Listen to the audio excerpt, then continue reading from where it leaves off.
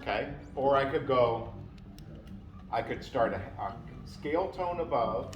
And I say scale tone because what's a scale tone above the B? C. It's a C, right? So it's, right? But here it's going to be a whole step, right? Because the scale tone's a half step. I'm not going to go, you can do that, but you might want to be hearing what you're doing. But, so you got that kind of thing. And then, or I could go a scale tone above, half step below the scale tone, and then half step below the chord tone, then the chord tone. So I'd have.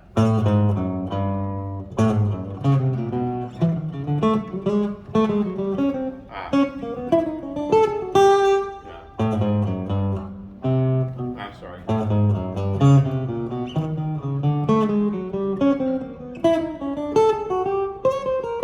You hear that a lot in bebop. You'll hear it.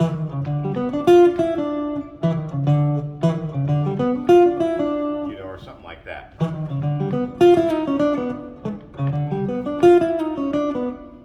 Stuff like that,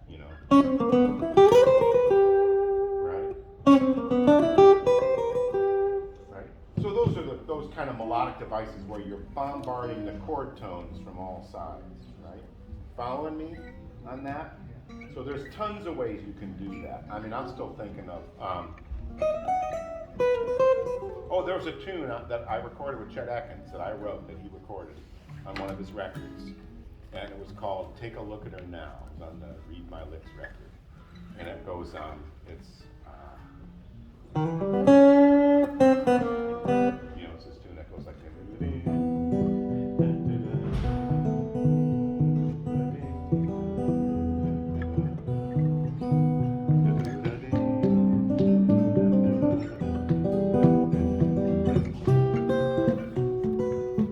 Right, it's got this cool melody, but then the bridge goes.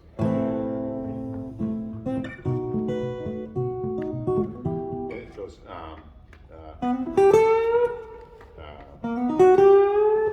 how's it go? And that's got this lick that goes.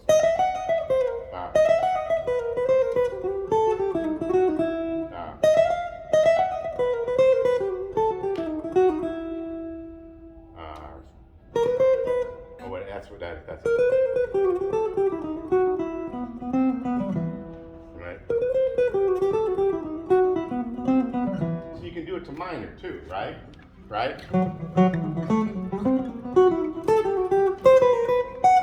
All those same things I showed you. On a minor triad, a major triad. All right? So, anyway. So then the next step from there would be connecting chord tones with half steps, right? So if I'm going,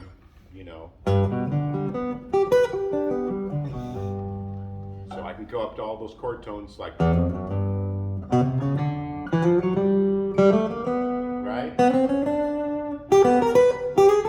I can go all the way up like that. Right? I started on the root and went all the way up to the third. See, I don't have to go.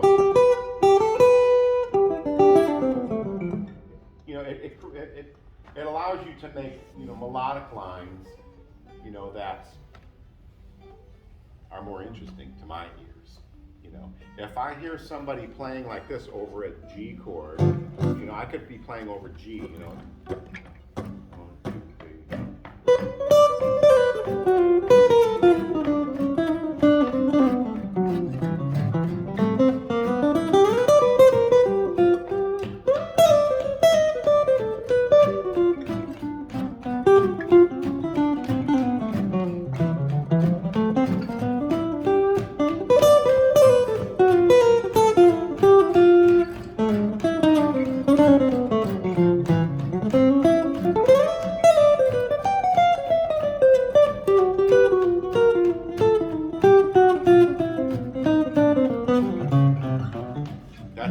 G to my ears, right? It's not a scale, right? It's all melodic, stuff, with a lot of chromaticism in it, And so what I'm doing are these kind of things where I'm connecting,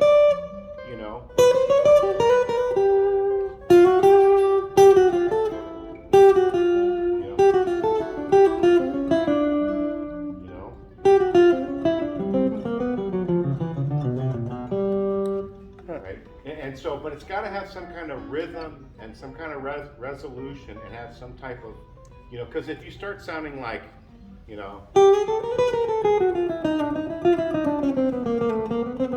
then it's kind of like, okay, no, you're not really connecting, you're not really landing on the right notes at the right time. I know that's easier said than done, but I can do this right, but I can do that on the 7th too. So if I'm going, right, what if I do, like I'm on G7?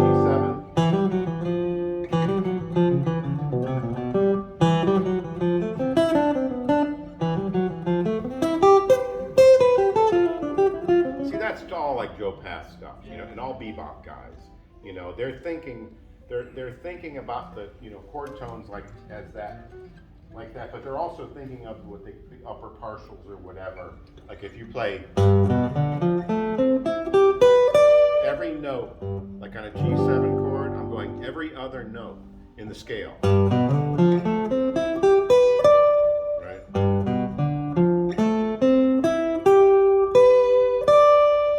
Right? Right? Hear that? I'm just going thirds, like if I were on the piano in the key of C and I started on G and went every other note, every other white key, this is what it would sound like. That's a lick, Right? But then all those notes can be connected.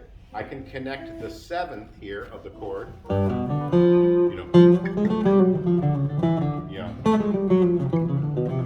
That's total Charlie Parker right there. He'll start on the 9th,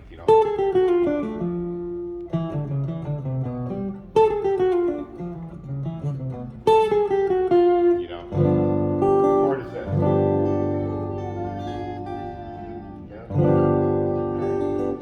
So creating melodic lines, is, it's not as hard as you think it is. It's really, like if you start, if you go, on YouTube and, find a Sonny Stitt solo on a tune that's not too fast, where he's playing like maybe kind of, where he can't double time too much, where it's so fast, and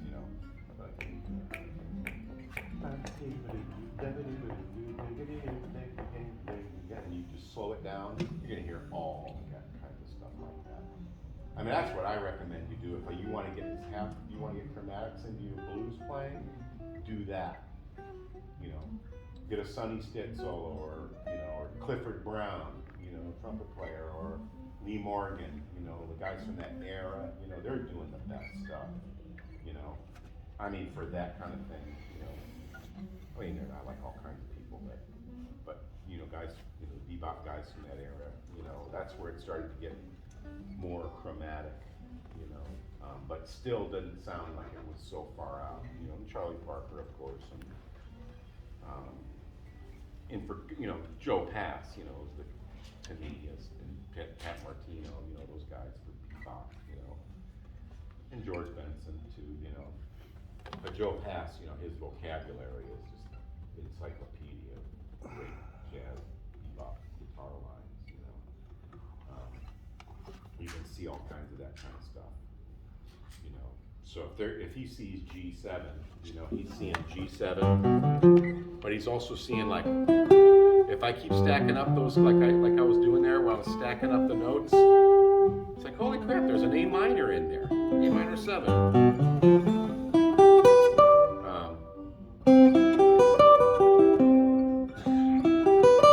It's like all of a sudden you see all these other arpeggios that are still part of the sound,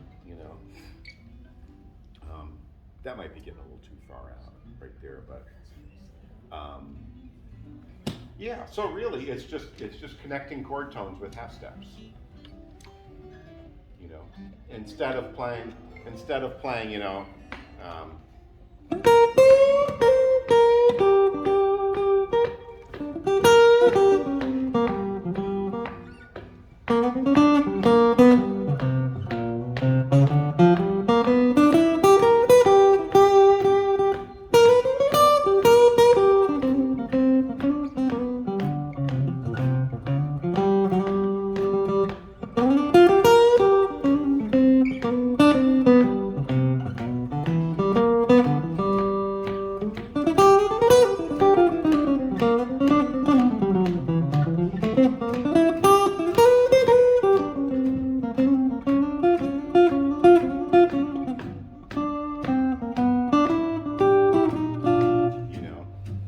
all the intervals.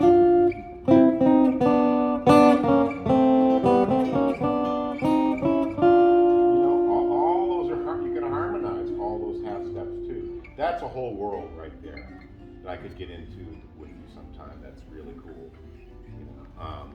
But yeah. Anyway, yeah. Go ahead. Yeah, you mentioned that you're going through the patterns that you just went through, that you found the different triads like the E minor and such. Could you go into like the fourth of a fourth and come back to the root of the G or G7 or G? The fourth of the fourth. Yeah, like if you're soloing, just improvising, you got the one and the four and the five, for instance. But if you can go to the one, and before you go to the four, you go to the fourth of the four, and hit a few notes, and then land back on the fourth, and then you can go back to the root and such. And it's a very, very, very interesting window. It's like kind of like going to like a C, instead of going straight. If the C were the fourth, you would go to C sharp diminished. Oh, okay. And you climb down. Oh, okay. So you're talking about like getting from G to a C chord, and then putting something in between that takes you to it. Yes. Yeah. That's like playing chords where you're if you're playing on a blues,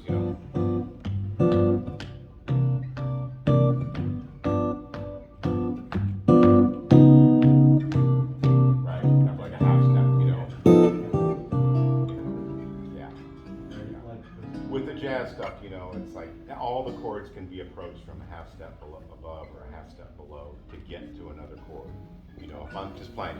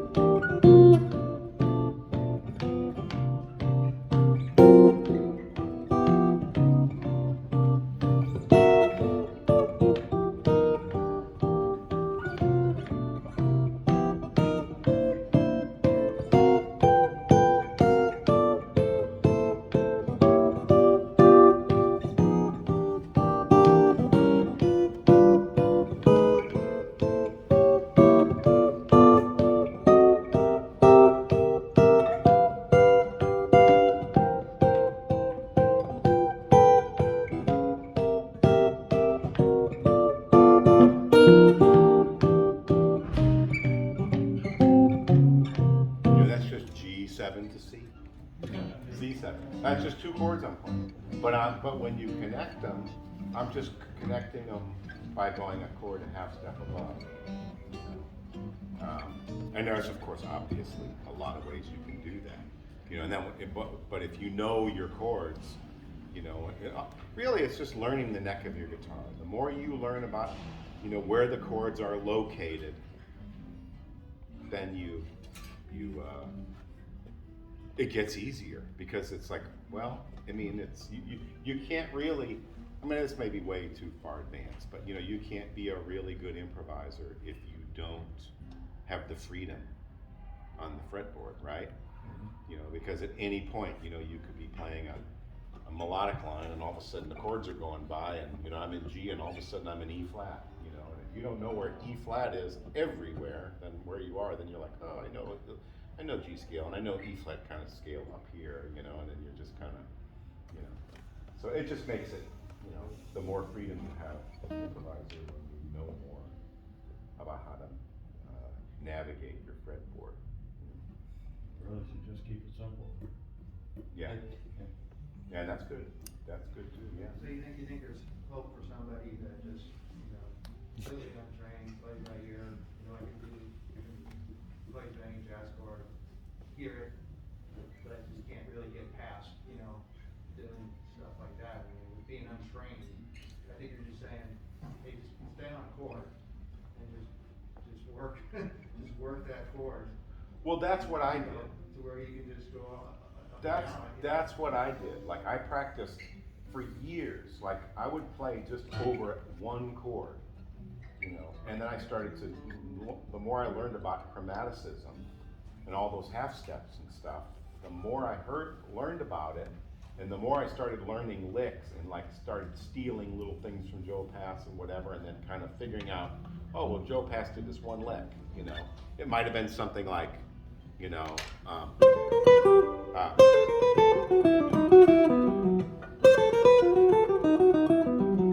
you know, over E minor. I mean, that's not a Joe Pass, but that's the kind of thing you might play. Then I'd go, oh, well, where else can I play that? Oh,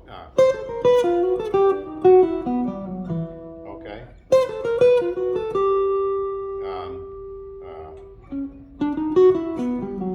You know, any possible fingering, every possible fingering that I could think He of. wasn't What way trained, to right? play that. He wasn't trained. I don't know. I don't think he went to college or anything. No, he just learned by ear. You know, just like every other guy from back then. You know, certainly for jazz, there were no jazz schools back then.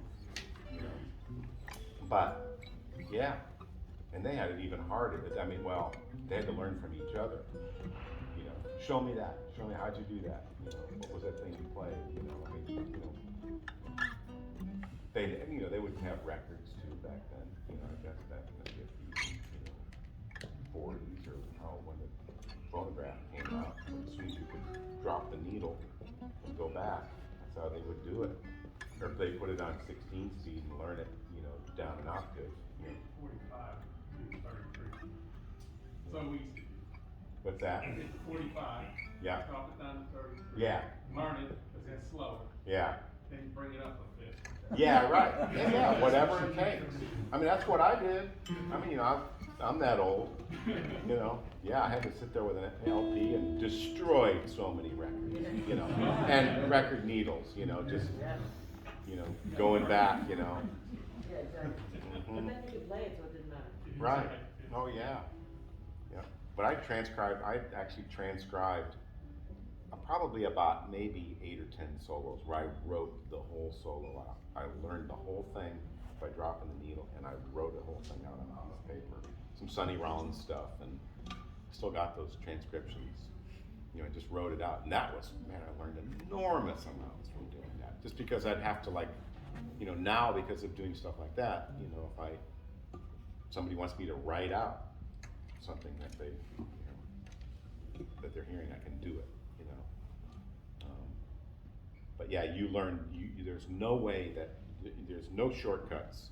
You know, as we know, there's nobody gets out alive. You know, my wife's bass player, bass teacher keeps telling her, like, nobody gets out alive. She just started playing bass about a year ago or so, and she's gotten way into it. And this teacher is great. And it's true. You know, there's no shortcuts. You know, you have to spend, you know, time to, you know, learn the things you want to learn. But you know, a lot of us had full-time jobs and only an hour a day to practice. So, you know, you have to kind of, we don't all have time to like learn every possible way to play over a G7 chord, you know. But, you know, that's what I would say, you know, if you want to just practice jamming, you know, it really is like all those things I was just playing for you. I mean, that's all been sort of worked out in advance. I mean, it's so ingrained in my brain now where it's just I don't even think about it. But for years, I would have to sit there and, you know, figure this stuff out slowly, you know, and then pretty soon it's like, you're off and running, you know. But, you know, we all know, you know, kids like that, you know, who you show them. I was one of those kids where you'd show them something and like, or I had students even too, I'd show them, you know, a couple of licks, or I'd say, hey, you know, write out a chorus for, you know, some jazz standard, like a whole, you know, solo. Figure out, like, make it up in your own brain, you know, and come back next week. And they'd come back and they have 6 choruses of it done, you know. Or you'd show them a lick, you know, and they'd have it down instantly, you know, and then already they're using it, or they've taken it even somewhere further, you know. But yeah, you know, just play over one chord. Just make a vamp, you know, and just jam over it, you know, and just have fun with it, you know. But also while you're doing it, stop yourself in the middle and go, okay, what was that I did? You know, or I might have heard something, or, you know, even like learning one lick, you know, like learning, you know, one thing that Joe Pass played, you know. There's, I've always come back to this, and some of you who I recognize who were here, you know, to past camps, you know, I always refer back to that Joe Pass book called, it's called The Joe Pass Guitar Style. You know, that guitar method that he came out with back in the 60s. Freaking brilliant. I mean, it's still my favorite jazz book. There's some good ones out there now, you know, but that one is just so great because he doesn't get too technical. He just gives you the meat and potatoes and say, play this, learn how to play it, and listen to what's happening, and check this out, you know. And when you sit there and you do the work and you learn it, it's just unbelievable the amount of knowledge you can get just from one chorus of a 12-bar blues. Like he's got these little etudes in the back that are just, you know, he'll have like 5 examples or so of blues in C, and it's all 8th notes. So there's no like brain of like having to read rhythms or anything. It's all debit, you know. And one of them goes like this, and I don't even know if I can remember it, but I think it goes, it just, you know.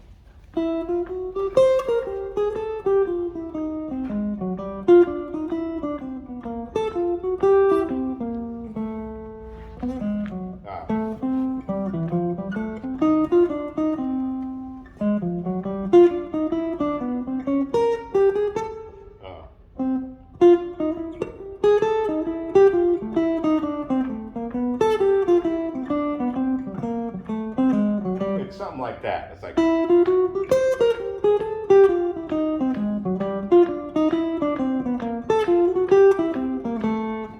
That's like incredibly brilliant to me. So he's going.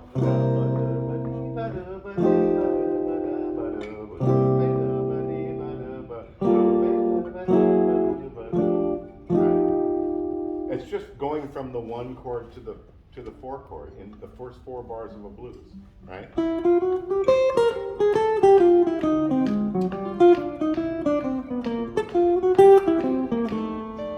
he ends on the.